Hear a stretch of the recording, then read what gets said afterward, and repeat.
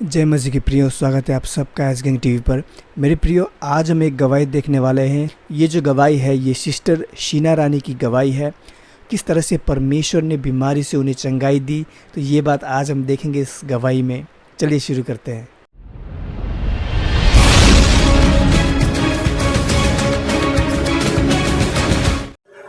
यीशु मसीह के नाम से सबको जय मसीह की।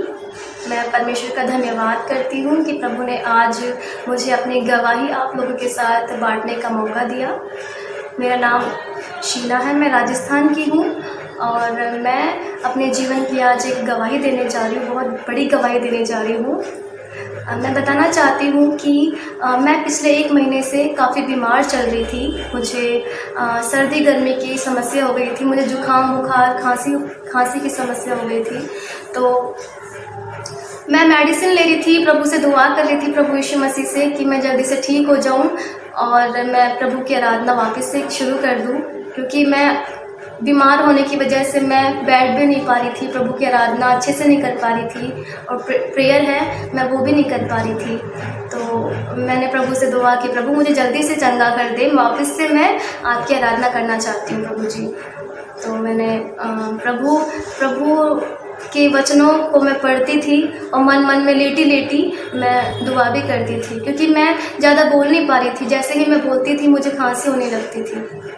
तो मैंने मेडिसिन भी ली, साथ में खांसी की सिरप ली और घर की जो औषधि होती है जैसे कि अजवाइन होती है, काफ़ी गर्म होती है, उससे खांसी और कफ दूर होता है। तो मैंने अजवाइन भी ली और साथ में डॉक्टर की जो दवाई है वो भी ली मैंने, टैबलेट है, सिरप है, वो भी ली मैंने। लेकिन मेरा जो फीवर था, जुकाम था, वो तो ठीक हो गया था कुछ ही दिनों में, 2-4 दिनों के अंदर। लेकिन जो मेरी खांसी थी वो लगातार बढ़ती जा रही थी। खांसी कम होने की बजाय वो बढ़ती जा रही थी। तो मैं काफ़ी परेशान हो गई थी और मेरी खांसी की जो आवाज़ है वो घर से बाहर तक जाती थी। जो लोग घर के बाहर जाते थे तो उनको भी वो खांसी की आवाज़ सुनाई देती थी। इतनी ज़ोर से खांसी करती थी मैं, कंटिन्यू खांसी करती थी, यानी कि 1 सेकंड के लिए भी सांस नहीं ले पाती थी मैं।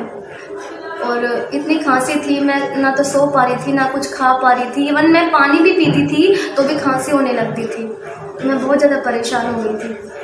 तो प्रभु से दुआ करने लगी कि प्रभु या तो मेरी खांसी को आप ठीक कर दो या फिर मुझे अपने पास बुला लो। मैंने इस तरह से प्रार्थना करी, क्योंकि वो खांसी है वो मैं बर्दाश्त नहीं कर पा रही थी, क्योंकि मेरी सांस लेने में बहुत दिक्कत होने लग गई थी और ना मैं लेट पा रही थी, मैं सो नहीं पा रही थी। काफ़ी दिनों से मैं सोई भी नहीं थी, तो मेरी आंखों में नींद भी थी, लेकिन खांसी की वजह से जैसे मैं लेटती थी तो वापस उठ जाती थी, फिर से मुझे खांसी होती थी। इतनी भयंकर हालत में थी मैं। और सब लोग मेरे लिए प्रार्थना कर रहे थे घर में, और मेरे मसीह भाई बहन है वो भी प्रार्थना कर रहे थे, और मैं भी मन मन में प्रभु से प्रार्थना कर रही थी कि प्रभु जल्दी से मुझे चंगा कर दीजिए। लेकिन लगातार वो खांसी बढ़ती जा रही थी। तो अगले दिन जब मैंने प्रार्थना करी प्रभु यीशु मसीह से कि मुझे या तो अपने पास बुला लीजिए प्रभु, या मुझे चंगा कर दीजिए, मुझे खांसी से आज़ादी दे दीजिए, तो प्रभु ने अगले दिन मुझसे बात की कि घबरा मत, मैं तेरे साथ हूँ, धीरज रख, तेरी खांसी ठीक हो जाएगी। तो मुझे अच्छा लगा, शांति मिली। हाँ, प्रभु ने मुझसे बात की है अपने वचनों के द्वारा। लेकिन फिर से अगले दिन फिर से मैं उसी कंडीशन में वापस पहुंच गई। खांसी 1% भी कम होने का नाम नहीं ले रही थी, बिल्कुल भी। और मैंने कहा प्रभु मुझसे सहन नहीं हो रहा, प्रभु मुझसे सहन नहीं हो रहा। और मैंने कहा प्रभु मुझे अपने पास बुला लो, क्योंकि मैं विश्वास करती हूँ प्रभु जी कि आप जीवित परमेश्वर हो और मेरी प्रार्थना को आप सुन रहे हैं प्रभु, और आप देख भी रहे हैं मेरे साथ क्या कंडीशन है। मेरी खांसी कम होने के बजाय बढ़ रही है प्रभु। मैं आपसे प्रार्थना भी कर रही हूँ खुदावन, और मैं मेडिसिन भी ले रही हूँ प्रभु, और सब तरह की चीज़ें मैं ले रही हूँ, दुआ भी कर रही हूँ, लेकिन प्रभु जी कम होने के बजाय खांसी लगातार बढ़ती जा रही है। तो प्रभु ने फिर से अगले दिन मुझसे बात की शाम को कि मैं तेरे साथ हूँ, घबरा मत। फिर मुझे अच्छा लगा, प्रभु मुझसे बात तो कर रहे थे, मेरी आंखों में आंसू भी आ रहे थे, क्योंकि मैं प्रभु का प्यार महसूस कर रही थी कि प्रभु दुख की घड़ी में भी मेरे साथ था प्रभु, मैं अकेले नहीं थी। क्योंकि प्रभु यीशु मसीह ने कहा कि मैं जगत के अंत तक तुम्हारे साथ हूँ। तो मुझे वो वचन याद आया और मैंने कहा प्रभु आप मेरे साथ हैं। ऐसे करते करते काफ़ी दिन बीत गए, 10 दिन से ऊपर हो गए। उसके बाद एक दिन अचानक से शाम के टाइम 7 से 8 बजे के बीच में मेरे पास एक मसीह भाई का कॉल आया। छत्तीसगढ़ से उस मसीह भाई का मेरे पास कॉल आया पहली बार। मेरी कभी भाई से फ़ोन पर बात नहीं हुई थी, क्योंकि हम लोग एक दूसरे को पर्सनली जानते नहीं थे। लेकिन हाँ, मुझे इतना पता था वो प्रभु की सेवा करते हैं। वो अपने वहाँ पे छत्तीसगढ़ में प्रभु यीशु मसीह के नाम की आराधना करते हैं, प्रार्थना करते हैं। तो एक बार मेरी मैसेज में बात हुई थी, लेकिन मैंने कभी फ़ोन पे उनसे कभी बात नहीं की थी। तो उस शाम को 7-8 बजे के बीच में अचानक से भाई का फ़ोन आया कि शीना, आपके लिए मैं दुआ करना चाहता हूँ। तो मैंने बोला हाँ भाई, दुआ कीजिए। उन्होंने कहा कि प्रभु यीशु मसीह ने मुझे कहा है कि मुझे आपके लिए दुआ करनी है, मेरा नाम लेकर कि हाँ, शीना के लिए आपको दुआ करनी है। तो मुझे बहुत अच्छा लगा, प्रभु ने मेरे लिए बात की भाई से, और भाई ने जैसे दुआ करनी शुरू की तो मेरे अंदर से जो कफ जमा हुआ था, बलगम जमा हुआ था, जिसकी वजह से मैं सांस नहीं ले पा रही थी, जिसकी वजह से मैं ठीक से बैठ नहीं पा रही थी और मैं कुछ बोल नहीं पा रही थी, वो गंदगी थी जो मेरे फेफड़ों में जमी हुई थी, मेरे लंग्स के अंदर जमी हुई थी। जैसे ही प्रभु यीशु मसीह के नाम से उस भाई ने, उस परमेश्वर के दास ने दुआ करनी शुरू की, तो उस दुआ के द्वारा वो मेरी जो गंदगी थी अंदर की, वो बाहर आ गई। और जैसे ही दुआ ख़त्म हुई, मैंने प्रभु के नाम का धन्यवाद किया, प्रभु यीशु मसीह जी का धन्यवाद किया कि प्रभु धन्यवाद, क्योंकि मैं जैसे ही वो वॉमिट निकली, गंदगी बाहर निकली, तुरंत मैंने अच्छा फील किया। मैं खुल के सांस ले पा रही थी और मैं अच्छे से बैठ गई और मैंने प्रभु को धन्यवाद किया। मेरे आंखों में आंसू थे कि मैंने कहा प्रभु, सचमुच आपने मुझे चंगा कर दिया। आपने जो वचन दिए हैं प्रभु बाइबल के अंदर, पवित्र शास्त्र के अंदर, प्रभु वो वचन आपके सच्चे हैं प्रभु। मैंने आपको प्रभु जी, आपको जो बोला कि मुझे अपने पास बुला लो, प्रभु मुझे ऐसा नहीं बोलना चाहिए था, क्योंकि प्रभु जी मैं नादान हूँ, खुदा मुझे माफ़ कर दीजिए, मुझे अपनी नादान बेटी समझकर मुझे माफ़ कर दीजिए। तो प्रभु ने मुझसे बात की कि मैं तुझसे प्यार करता हूँ, मैं हर एक मनुष्य से प्यार करता हूँ, और कोई भी दुख में, किसी परेशानी में कोई इंसान होता है तो मैं खुश नहीं होता। प्रभु ने कहा देख, मैं तुझे चंगा करता हूँ। तो प्रभु ने उस दिन प्रभु ने उस मसीह भाई के द्वारा, प्रार्थना के द्वारा, मेरे लिए जो प्रार्थना हुई थी उसके द्वारा मुझे एकदम चंगा कर दिया। और फिर प्रभु ने उन मसीह जो भाई थे जिन्होंने मेरे लिए दुआ करी परमेश्वर के दास के द्वारा, प्रभु ने उनसे बात की मेरे विषय में, क्योंकि मैं जानती हूँ कि प्रभु सच्चा है। प्रभु ने उनसे कहा कि शीना को गुस्सा आता है। तो उस मसीह भाई ने पूछा मुझे, प्रभु मुझे कह रहा है कि शीना, क्या आपको गुस्सा आता है? तो मैंने बोला हाँ, मुझे गुस्सा आता है, मैं कभी कभी गुस्सा भी कर देती हूँ। तो प्रभु ने उनसे बात की इस बारे में।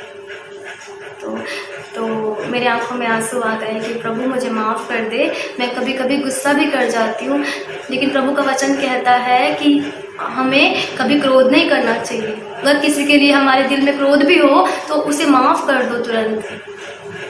तो मैंने प्रभु को बोला, प्रभु जी मुझसे गलती हो गई, सॉरी, मैं माफ़ी मांगती हूँ। कभी कभी ऐसा होता है, हालात, कंडीशन, ऐसी परिस्थिति आ जाती है, हम ना चाहते हुए भी हमारा अपने आप पे कंट्रोल नहीं हो पाता, हम गुस्सा कर देते हैं। और प्रभु के वचन में लिखा है, क्रोध करना परमेश्वर के वचन से बाहर है। हमें कभी क्रोध नहीं करना चाहिए। जो मसीह को पहन चुका है, मसीह में नई सृष्टि है, उसे कभी गुस्सा नहीं करना चाहिए। हमें नया जीवन मिला है मसीह में। तो मैंने प्रभु से माफ़ी मांगी, और प्रभु के दास जो थे वो मसीह भाई थे, मेरे लिए दुआ कर रहे थे। उन्होंने मेरे लिए प्रार्थना की, उन्होंने मेरे लिए भविष्यवाणी की प्रभु यीशु मसीह के नाम से कि शीना, आपको प्रभु ने अपनी सेवा में चुन लिया है। आप अपनी ज़बान को सोच समझकर इस्तेमाल करें, क्योंकि हमारे ज़बान में, बाइबल में लिखा है कि मनुष्य की जो जीभ है उसमें जीवन और मृत्यु दोनों ही है, और हमारी जो ज़बान में परमेश्वर ने सामर्थ्य दिया है। तो इसलिए हमें अपनी ज़बान को इस्तेमाल करने से पहले, इसे यूज़ करने से पहले सोचना चाहिए कि हम क्या बोल रहे हैं। कभी गुस्से में किसी का दिल तो नहीं दुखाया, हमें इन छोटी छोटी चीज़ों का ध्यान रखना चाहिए। मसीह जीवन ऐसा ही होता है, हमें खुद के लिए नहीं जीना, हमें मसीह के लिए जीना होता है। तो मुझसे प्रभु ने बात की, और जो मेरी कमी थी, गुस्सा करने की जो आदत थी, प्रभु ने उसको दूर करने के लिए उससे बात की। तो मैंने कहा, प्रभु मैं गुस्सा नहीं करूँगी, मुझे माफ़ कर दीजिए प्रभु, मुझे नम्र और दीन होना सिखाइए मेरे परमेश्वर। क्योंकि जब हम प्रार्थना करते हैं प्रभु यीशु मसीह से किसी भी चीज़ के लिए, तो प्रभु हमारी प्रार्थना को सुनता है, जवाब देता है। तो मैंने कहा, प्रभु आप मुझे नम्र और दीन बनाइए।